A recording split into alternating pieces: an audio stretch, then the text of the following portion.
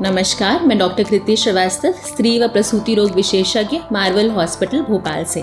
आज हम बात करेंगे एक बहुत ही इम्पॉर्टेंट टॉपिक के बारे में, जिसको हम अपनी भाषा में कहते हैं अबनॉर्मल यूट्राइन ब्लीडिंग। आम जनता की भाषा में माहवारी की समस्या को हम एबनॉर्मल यूट्राइन ब्लीडिंग के नाम से जानते हैं। अब ये समस्या माहवारी ज़्यादा आने की, ज़्यादा दिन तक रहने की, बहुत ज़्यादा रक्तस्राव होने की, जल्दी आने की या बहुत कम आने की या ना आने की हो सकती है।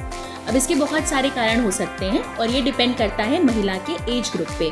अगर बहुत ही यंग लड़की है उसको भी ये समस्या हो सकती है। इस उम्र में मोस्ट कॉमन कारण होता है PCOD यानी कि पॉलीसिस्टिक ओवेरियन डिजीज या फिर hormonal imbalance. Reproductive age group की बात करें यानी कि 25 से 45 वर्ष की महिलाओं की बात करें तो स्ट्रक्चरल कॉजेज हो सकते हैं। स्ट्रक्चरल यानी कि बच्चेदानी की बनावटी समस्या, जैसे कि पॉलिप यानी कि कोई मांस का टुकड़ा बढ़ जाना, या एडेनोमायसिस यानी कि बच्चेदानी के साइज का बढ़ जाना कह सकते हैं, फाइब्रॉइड यानी कि रसौली, या फिर एंडोमेट्रियल हाइपरप्लासिया यानी कि बच्चेदानी की परत का मोटा हो जाना। यही समस्या अगर 45 वर्ष के आसपास की महिलाओं को आती है तो उसका कारण हो सकता है बच्चेदानी का कैंसर या फिर हार्मोनल इम्बैलेंस। अब इसके ट्रीटमेंट के बहुत सारे उपाय हैं, जिसका सबसे ज़्यादा कॉमन ट्रीटमेंट है वो है हार्मोनल पिल्स। ज़्यादातर महिलाओं को, चाहे वो किसी भी एज ग्रुप की हो, इससे निजात मिल जाता है। अगर इन पिल्स से भी उन्हें फ़ायदा नहीं होता है तो हमें बच्चेदानी की परत की जांच करनी पड़ती है, यानी कि एंडोमेट्रियल बायोप्सी लेनी पड़ती है और उसमें जो कारण आता है उसके हिसाब से हम आगे इलाज करते हैं। आजकल सब लोगों का यही मानना है कि भाई बच्चेदानी निकाल दी तो समस्या खत्म हो गई। ऐसा नहीं है।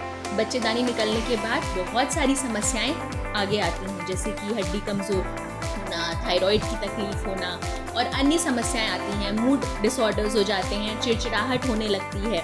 यानी कि महिला जो कि 35 वर्ष की है, अगर हमने उसकी बच्चेदानी निकाल दी तो उसकी उम्र 50-55 वर्ष की महिला जैसी हो जाएगी। इसलिए 40 वर्ष से कम की उम्र में बच्चेदानी ना निकलवाएं, ये मेरी प्रार्थना है। आजकल एक बहुत ही कारागार उपाय है जिसको बोलते हैं मिरेना में जो दवाई हम खाते हैं वही दवाई उस डिवाइस में बन के लग के आती है। देखने में कॉपर टी जैसी है, लेकिन लोगों का मिथ है कि ये कॉपर टी है तो हमें बहुत समस्याएं हो जाएंगी। ऐसा नहीं है, मिरेना कॉपर टी नहीं है। ये डिवाइस हम बच्चेदानी में डाल सकते हैं और 5 वर्ष तक ये अंदर रह सकती है। धीरे धीरे ये दवाई बच्चेदानी में छोड़ती जाती है और इससे आराम मिल जाता है। और बहुत लोग जो मिरेना लगवाते होंगे वो बोलते हैं ब्लीडिंग नहीं हो रही है या ब्लीडिंग कम हो रही है, स्पॉटिंग हो रही है, तो इससे भी नहीं घबराना चाहिए। ये साइड इफ़ेक्ट्स हैं।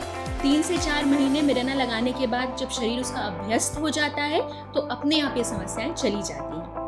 इसलिए मेरी आप सबसे ये रिक्वेस्ट है कि कृपा करके जो बहुत सारे अलग उपाय मौजूद हैं हिस्टेक्टमी के अलावा, उनकी कोशिश करें।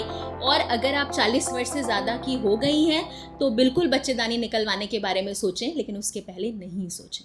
धन्यवाद।